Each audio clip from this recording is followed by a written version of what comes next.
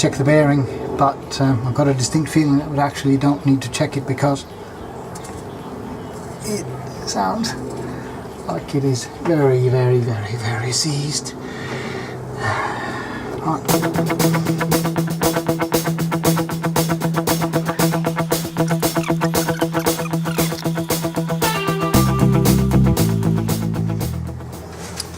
It seems like the inner spacer is very tight onto the bearing, but see if we get some grease on there and see if it changes it all. If you look at this seal, it does look pretty okay.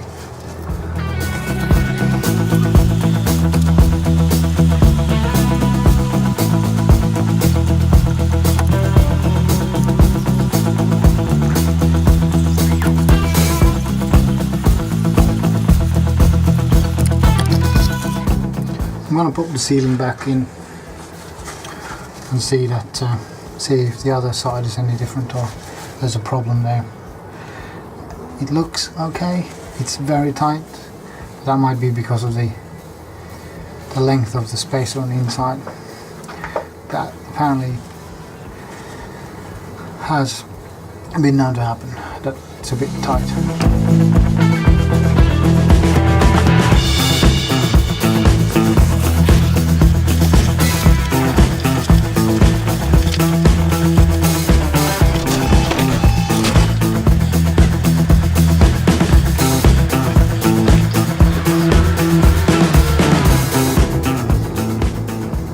Worn, but not as bad as the other one. We'll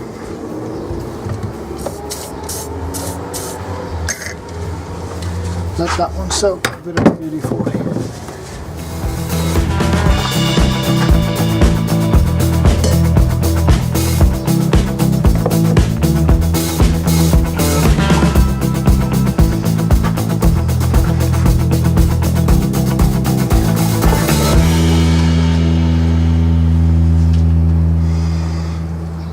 Doesn't look too bad.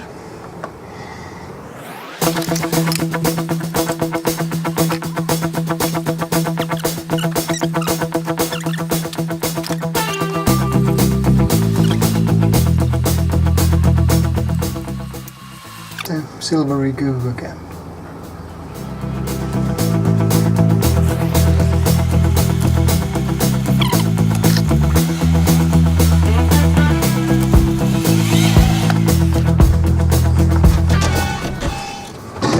Is a lot drier.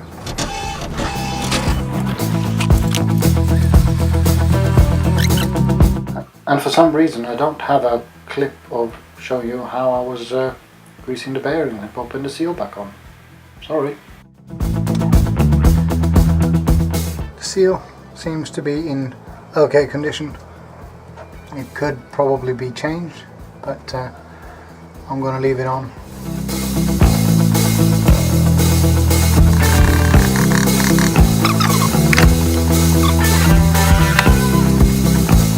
Obviously, if you are messing around with the bearings, there's a high likelihood you get grease on the disc. But because I'm going to change the disc, I didn't care that much. So if you've done this, but you're not changing the disc, either cover up the disc, clean it up afterwards, or both. Rear brakes are often neglected. The easy way to check whether you need to change it is to measure the thickness of the disc. How do you know what thickness it should be? Well, right on here it says min TH, and on there it says 4.5 millimeters. Get your vernier caliper and just measure the thickness of it. This one is 3.84. You don't actually need to measure it, you can feel it. You can feel the lip at the end of it. You can hear the lip, you can see the lip there. This one is way overdue, so let's change it. What do you need to change it? You need to have a tool to undo the bolts. You need a new disc. We're doing it by the book, so we put in new bolts in too.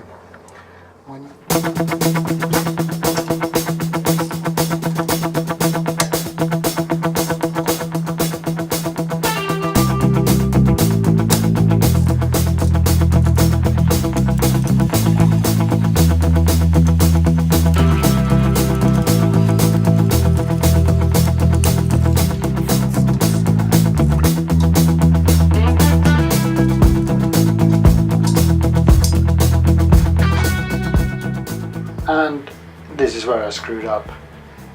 Instead of seeing me fastening 5 bolts, you see me doing nothing, because I turned the camera on instead of off, and then obviously it was off when I was actually going to do it. So through magic of video, there's 5 bolts in and we're done.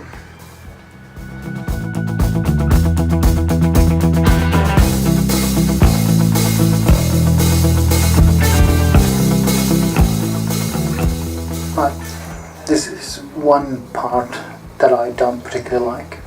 First of all, I don't have a lift, so I can't lift the bike up, so I have to sit on the floor. It's also dirty. Dealing with brakes is usually very, very dirty. So what I'm going to do is I'm going to clean up this whole area. I'm going to service the caliper and put new brake pads in. By service the calipers, I simply mean I'm going to clean as much as I can and push the pistons in and out a few times just to make sure that it's all working as it should. Right, so, and this is definitely a job for Smurf hands.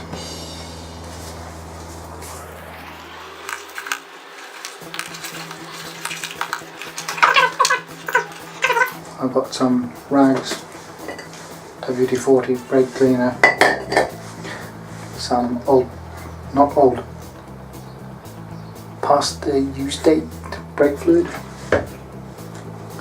got some heat paste, no, not heat paste, some temperature resistant Worth paste, that's suitable for brakes. I've obviously got some new brake shoes. Brake pads, sorry. I've got the main tools, my current toothbrush, that's actually all, and my trusty friend of tissues. I'll start.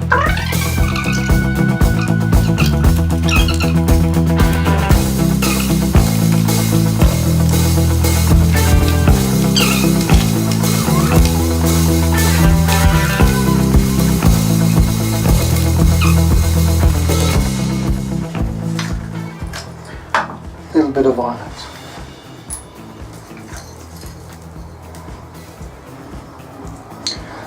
There's actually quite a lot of material left on these pads, but because we're changing the disc, we need to change the pads.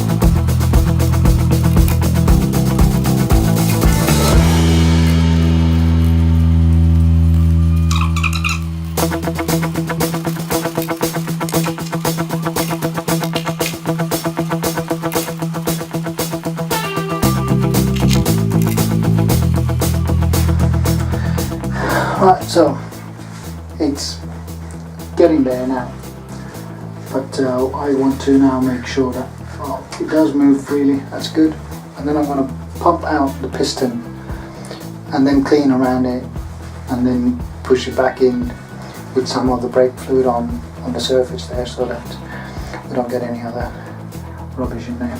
But let's see if I can get the brake.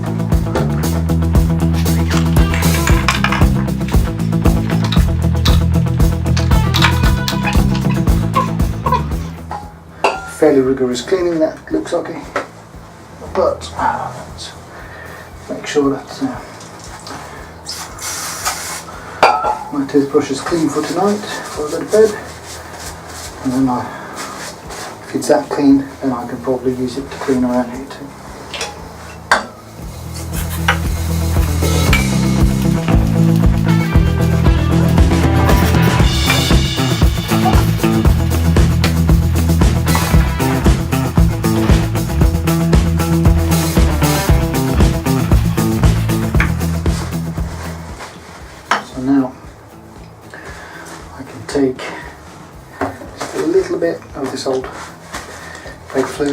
By old I don't mean used, it's just been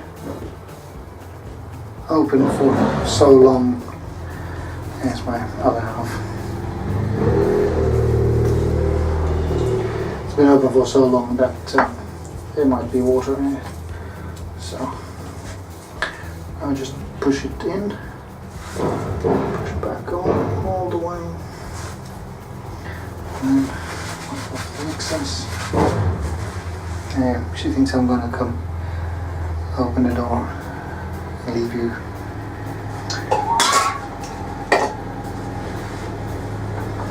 Alright, so that's a few pushes.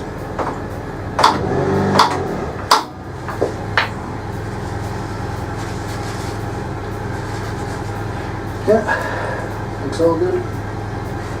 Just pushing it back in so that the new pads will get somewhere to live.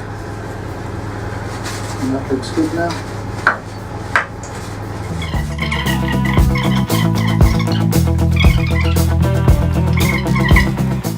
As you can see, there's a lot of dirt coming off this.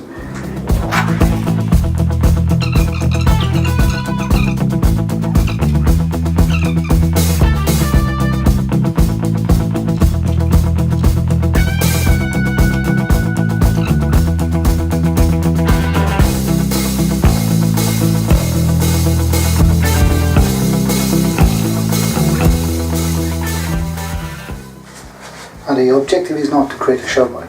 The objective is just to get things nice and clean so that we can work on it and put it back together as it should be, and so that there's no problems or anything. Also, a good idea to clean things so that you can see if there's a problem with something.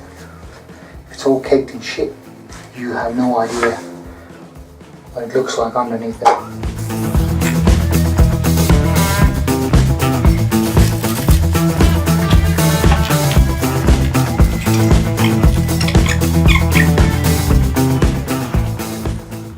Pads go in this groove, and the pin goes through. Simple as that. I'm going to put a little bit of this high temperature paste on it.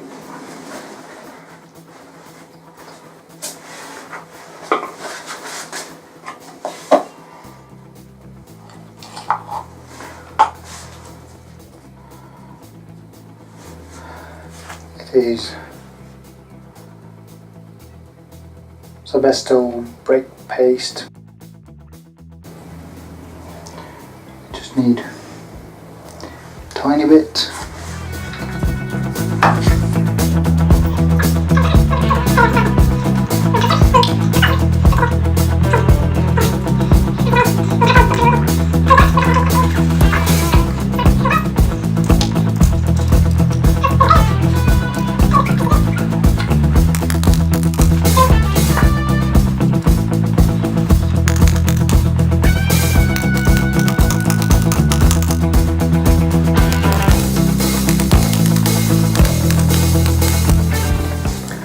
I'm sure there's a more delicate way to do this, but I'm sitting on the floor and my back is starting to ache.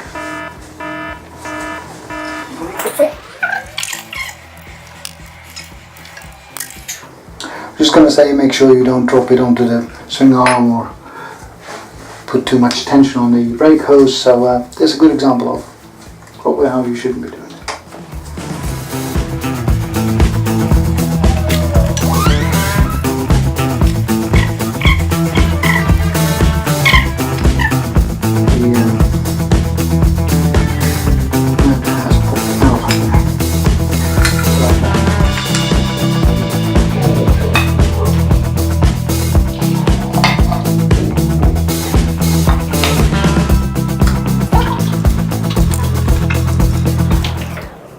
So now I'm just going to leave them like that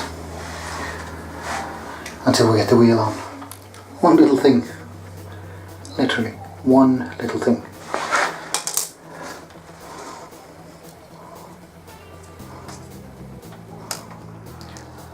time to put the cush drives in. They always break. They go across like that. For the broken ones, you're just going to have to try to fit them as well as you can. See if you find a matching pair.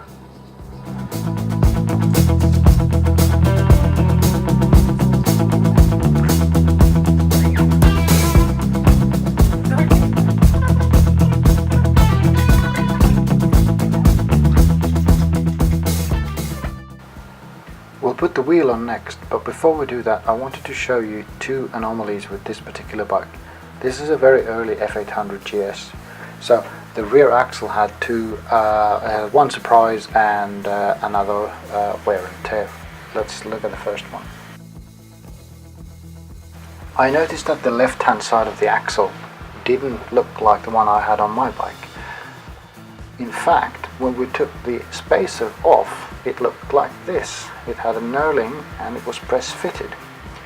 I thought that if we put the new axle in that it would work, but no, the block is actually also different. The block has got a round hole, whereas the new block has got a slight half moon shape to it. So what we learned was that the early bikes had a press fitted left block on the axle, whereas the new bikes have a different block on the left hand side and a different axle. So just be aware of this should you come across this issue. The other thing we noticed was that the axle was severely worn. So the only thing to do with this is to replace the axle. Unfortunately, we didn't realize about the blocks by the time we ordered just the axle, so we also had to order the block.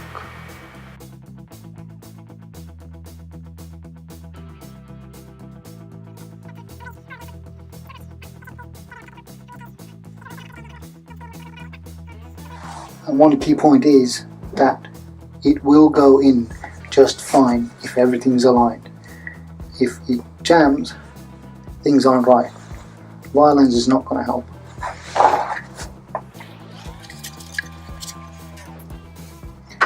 First, the brake caliper holder onto the notch.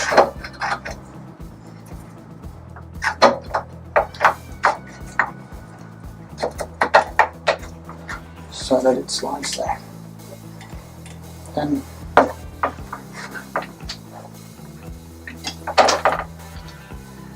make sure all your spacers are fully pushed in, and then make sure your brake pads are spread apart so it goes in. Make sure this spacer is pushed in and that it isn't binding. Make sure the other spacer is alright. Have the axle ready, and then try to lift it up like that.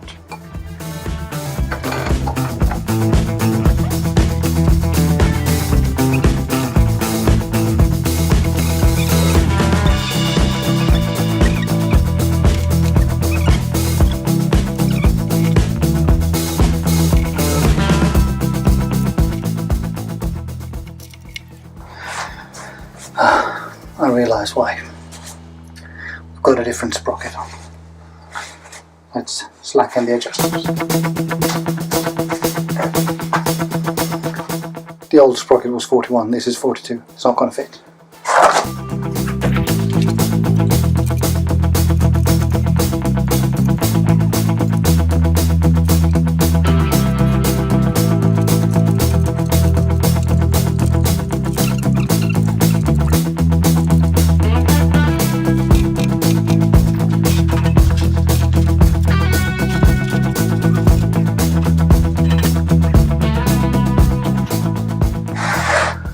We're also going to change the front sprocket and the chain, so I'm not going to adjust the chain tension at this point because I'm going to have to redo it anyway.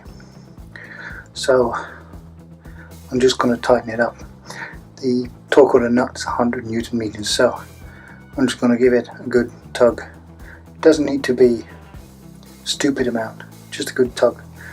And then I'll put the ABS sensor back on, and that should be about it.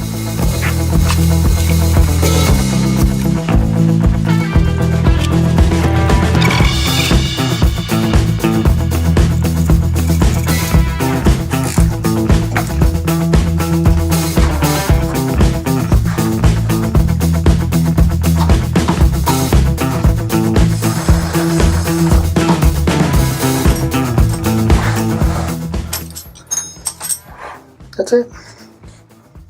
And just so that we get this right, the axle and the left hand side chain adjuster block were also replaced, as was the chain and the front sprocket, and finally the brake fluid was changed and the ABS circuit bled.